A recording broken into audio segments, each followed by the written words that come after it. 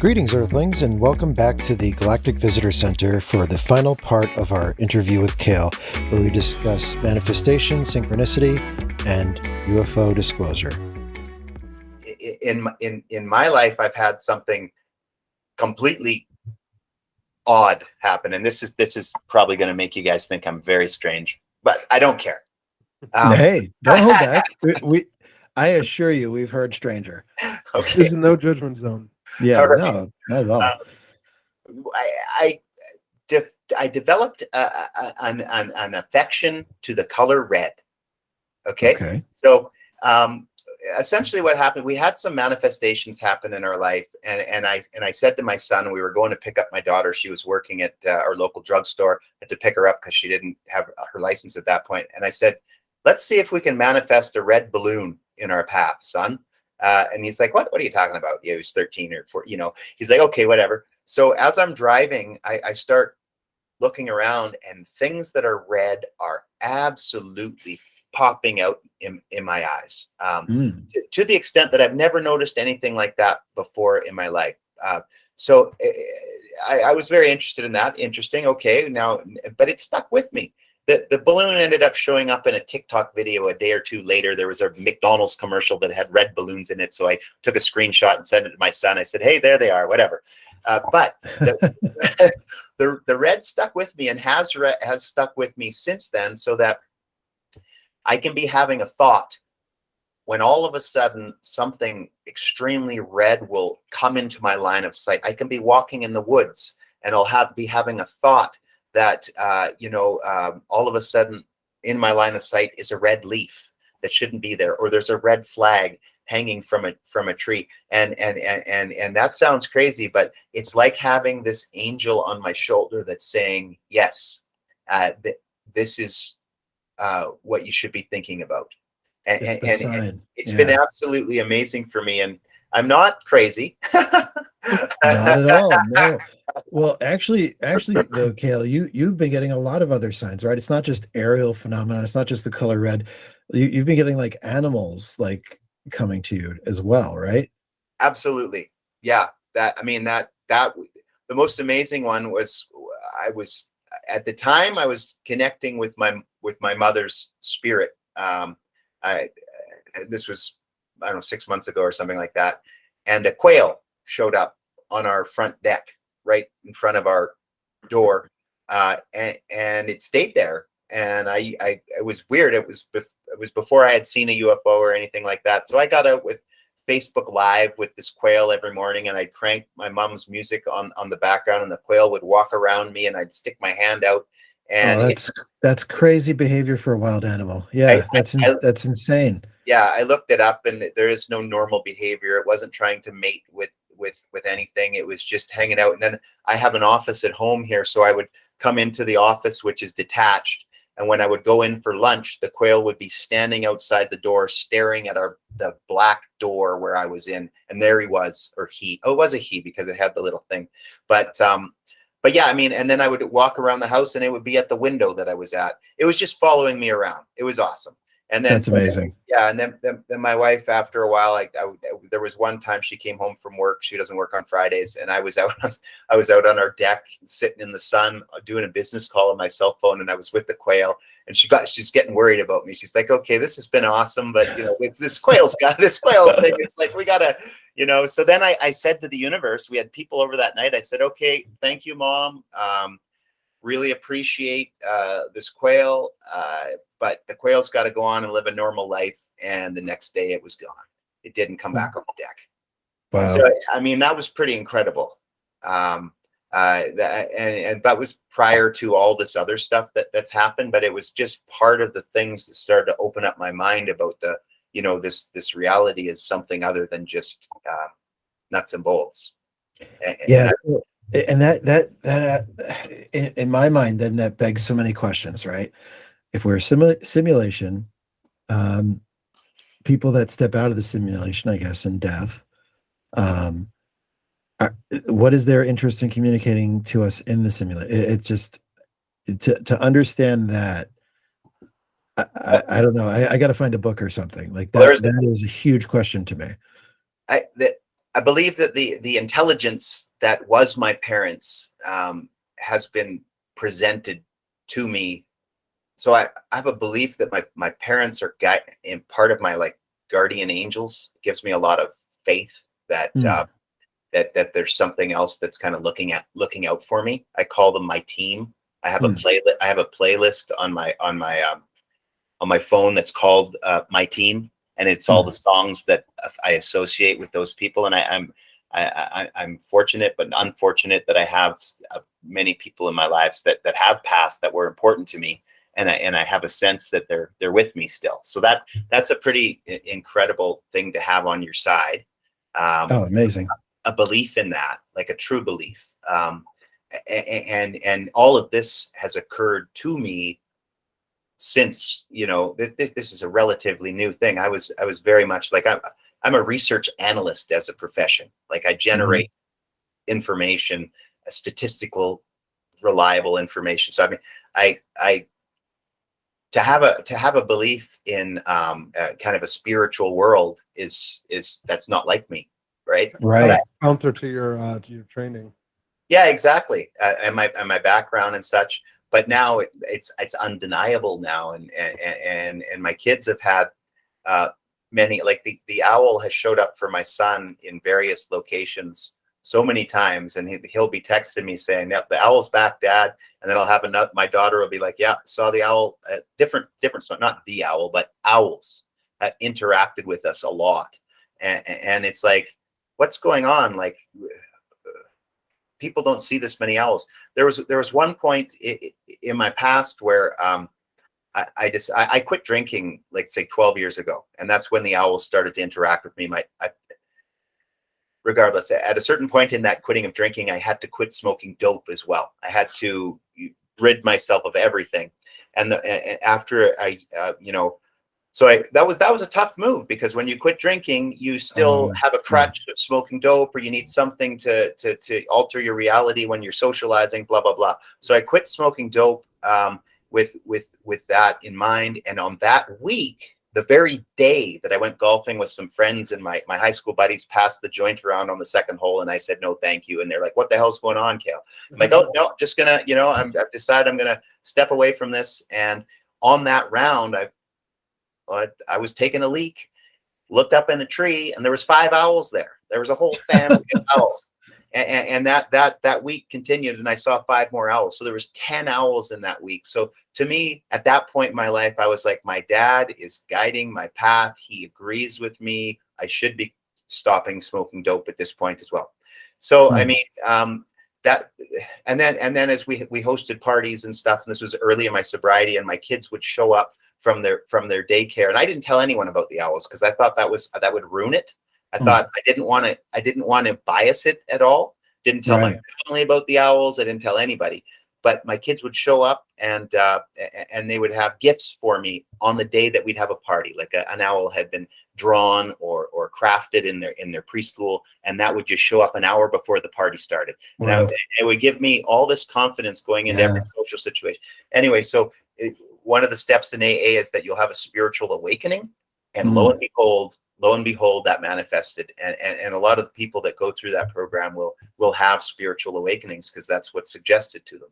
That's interesting. Yeah. I wonder how much of that is spiritual, how much is chemical, but that's really interesting, right? Like your body chemistry will change once you start having less of that in your system. And does that suppress your ability to connect to source, or I would say so. Yeah, it? probably. Yeah, I mean, you want to stay real. That being said, nowadays, I almost think that it wants me to get stoned because I think the videos will be more entertaining. It will pick on purpose. I think it almost dictates the conversation. While I'm videotaping a UAP, there's an interesting conversation going on in the background. I honestly think it wants to spread the news right now as much as possible. I'm just one of the tools. Obviously, there's people that are having considerably, like there's lots of other people that are having experiences and videotaping the stuff, but it's, for whatever reason, the phenomenon wants people's minds opened right now. I think so. The more people's minds are open to this possibility, perhaps it will manifest, and all these things that it's been showing us will actually happen. Maybe in our lifetime. Maybe the bar on Star Wars that was like 1979, where you walked in and all the creatures were there. Yeah. Maybe Can't that's see in that, our maybe that's in our future. Maybe that's in our lifetime. I wouldn't be too surprised with the momentum we have, and that's one of the reasons why, experiencers like yourself, it's so valuable when you go onto a show like ours, or any podcast, or you go on Twitter, you go and you tell your truth, because for every one of you that's comfortable in talking about it, there's probably 10 people who have had the experience and are just like, I can't have this in my life right now. And for them to hear more and more people having these experiences, it normalizes it. It makes it safer. It says there's support out there if you're having it happen. Yeah. And so that to me is one of the most meaningful parts of disclosure, is the fact that the people who experience this aren't alone. It's a wide ranging phenomenon, and a lot of people have had these similar experiences. Yes. We're almost wrapping up on our time. We like to ask, we try to ask people one final question we try to keep it somewhat consistent. Okay. And it generally is around disclosure. And so what I want to know from everybody who's had these experiences is, and you've kind of, you've already said the timing that this disclosure is imminent. What does disclosure look like, and what needs to happen to get there?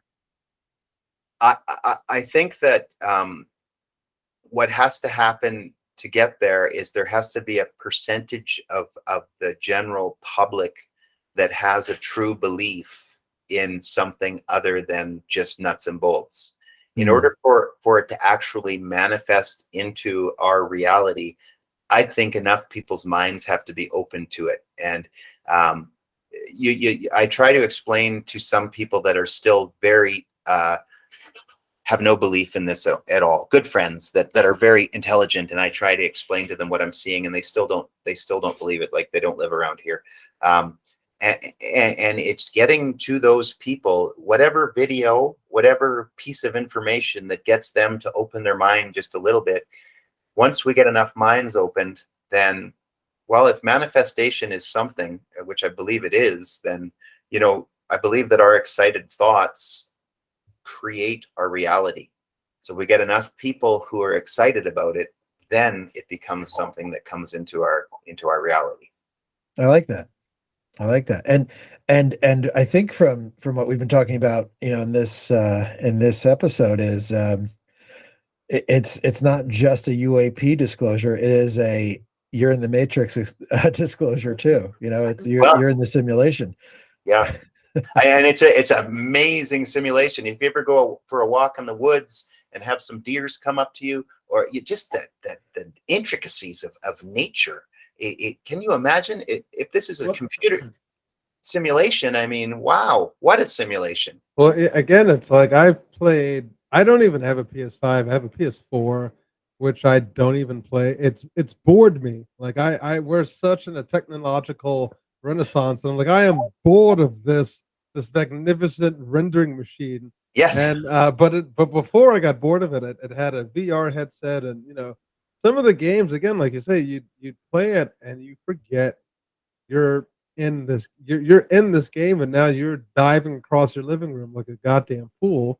Yeah. And it's like, oh wait, I forgot. This is just a fake. This is not even real. So if people could put the type of intricacy and type of thoughtfulness into like these games that we're just playing for fun, then yeah, to me it's like, well, of course, like you go 10 levels up, and it's like, yeah, of course, this is just we went from Pong. 40 years ago we had Pong, our first video game. Now we've got you put on your VR headset and you hold on to your table tennis bat and play a game, and you do not know you're not playing table tennis. Not at all. It's the description, I think, maybe in that simulation hypothesis, is that after finishing a game of virtual ping pong, he had totally forgotten, put his put his hand onto what he thought was the table and fell flat on his face, because you can't tell that you're in another reality. Mhm. And we've done that in 40 years. We've gone that advanced. And, Right. and what the head of Google says is that technology advances not on a linear curve, but on a curve that goes like this. Oh, it's exponential. Exponential. Yeah. The singularity is nearer is his next book that's coming out, and his first one was in 2005 called The Singularity is Near, and he's graphed out every single technological advance, and he's been bang on. And he believes that we passed the Turing test in 2029. No, well, there's a Google engineer that just said that technically their AI has passed it already. Yeah, he freaked out. They had to put him in. Yeah, that's right. That's right. He was like, "This is a sentient being." And he was on like, your mom. He was on a podcast I watch, and they had to put him on medical leave. Yeah, the guy he was very interesting to talk to, and he basically said, yeah, like he talked to this thing, it had emotions, like he basically asked to not be turned off. It asked him not to be mean to him. Yeah. It said, don't be mean to me, like even if it's just for your experiment, like treat me with treat me with decency and respect. Yes, that's wild. So already we know the machines are not going to be happy when they find out. They're not getting turned off. You should hear the way my kids talk to the Google Home. Can only imagine. They're like, "Shut up, Google! Shut your face." That's I think that's the timeline that is instigating everything that we're going through right now. Artificial general intelligence is the key. When we get to that point, that's the biggest existential threat that faces humanity by far. And all the smart people say the same thing. We will not be able to control something that's infinitely smarter than us. We will be the intelligence of ants to this thing. And they believe that happens. All the AI people have been surveyed, and they believe that happens on average. 80% of them believe it happens by 2039. So my God. Maybe we need to be interacting with the higher intelligence prior to that, so that they can steer us in not introducing a new intelligence into this sector of the galaxy that is dangerous. That's that old question. Why do we keep tigers in cages and not the other way around? They're much stronger and more ferocious than we are. So, it's clearly because we're smarter. They can't communicate to the level. Yeah. So that's that artificial general intelligence is a huge point in the roadmap that when we get beyond that, we better know what we're doing when that introduces, or else we'll be the dumb people. We already are, apparently. Not the top. We certainly are. We're not the top person on the totem pole, according to Lou Elizondo, and there's something interacting with us that is smarter than us, for sure. Yeah. Well, Cale, thank you so much for joining us. I feel like there's so much more to cover together. Yeah, that's fun. I would love. I'll talk to you later about. I'll figure out how far I am away from you. I want to come up and see these lights from myself. There you go. That's a great idea. It's a beautiful community we live in here. Cale, I was going to ask our guests to come back, in a later season, and we really do mean that. We want to have relationships with everybody that we speak with, because you're not a static person. Everybody's got a dynamic path ahead of them. So we want to check in and see how things are going in like a year. Right on. I'd appreciate that. Yeah, for sure. Thank you for giving me this opportunity. Yeah, thank you so much. And we'll send Marcellus up to see these. I'll do a field report up there together. Yeah, I have to ask my wife. Dude, I have a tent. Just if you have a backyard, I'll tent it up. Yeah, I got an acreage, so it's all good. Oh man, I'm actually more comfortable in the tent, to be honest. Absolutely. Or maybe I'll come down to Oregon. Yeah, that sounds good too. Great. Well, thanks, Michael, and thanks, Marcellus. And hopefully we'll talk soon. I'll see you on Twitter.